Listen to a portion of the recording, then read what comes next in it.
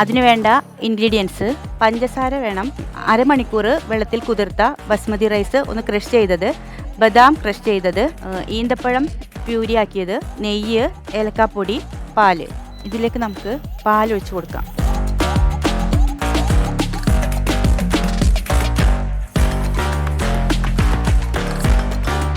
പാല് തിളച്ച് വന്ന ശേഷം ക്രഷ് ചെയ്ത് വെച്ചിരിക്കുന്ന അരി കുറച്ച് പാലിൽ മിക്സ് ചെയ്ത് അത് ഇതിലേക്ക് ചേർക്കാം.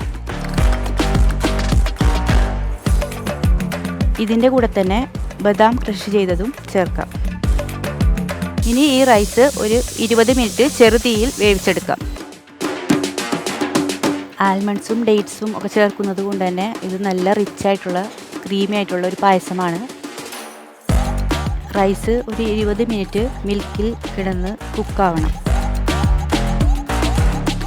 ഇപ്പോൾ അരി ആവശ്യത്തിന് വെന്തിട്ടുണ്ട്. ഇനി നമുക്ക് ഡേറ്റ്സ് പ്യൂരി ഇതിലേക്ക് ചേർക്കാം. ഇനി നമുക്കിതിലേക്ക് പഞ്ചസാര കൂടി ചേർക്കാം. ഇനി നമുക്ക് ഇതൊരു ചെറുതീയിൽ 10 മിനിറ്റ് ഇട്ട് ആ പായസത്തിൻ്റെ കൺസിസ്റ്റൻസി ആക്കിയെടുക്കാം. അങ്ങനെ നമ്മുടെ പായസം റെഡി ആയിക്കൊണ്ടിരിക്കുന്നുണ്ട്. ഇങ്ങനെ കുറച്ച് സമയം ഇങ്ങനെ ചെറുതീയിലിട്ട് കുറുക്കിയെടുക്കണം. ഓണമൊക്കെ ആയിട്ട് വെറൈറ്റി പായസങ്ങൾ ട്രൈ ചെയ്യുന്നുണ്ടെങ്കിൽ നിങ്ങൾക്ക് ഈ പായസം എന്തായാലും ട്രൈ ചെയ്ത് നോക്കാവുന്നതാണ്.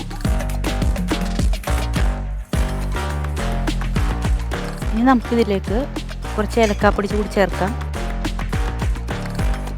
ഇനി നമുക്ക് നെയ്യിൽ അല്പം ബദാം ക്രഷ് ചെയ്തത് താളിച്ച് ഇതിലേക്ക് ചേർക്കാം.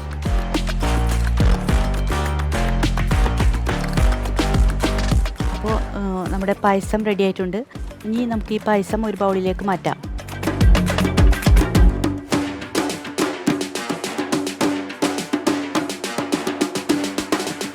യെസ്, ഇപ്പോൾ ഏതാണ്ടൊക്കെ ഫിനിഷിംഗ് പോയിന്റിലാണ് എല്ലാവരും.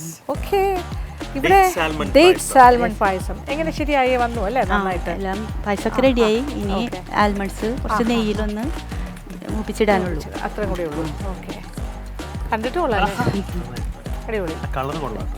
ശരിക്കും ഒരു പാൽപ്പായസത്തിന്റെ ആ ഒരു അത് മിൽക്കിലിട്ടിട്ടല്ല സ്ലോ കുക്ക് ചെയ്തിട്ടുണ്ട്. പാലൊക്കെ നല്ല കുറുകി സെറ്റ്, അടിപൊളി.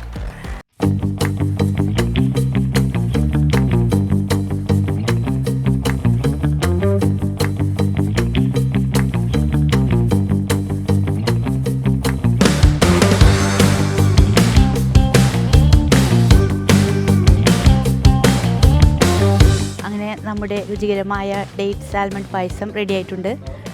നമ്മൾ പായസം ബൗളിലേക്ക് മാറ്റി ഡെക്കറേറ്റ് ചെയ്ത് വെച്ചിട്ടുണ്ട്.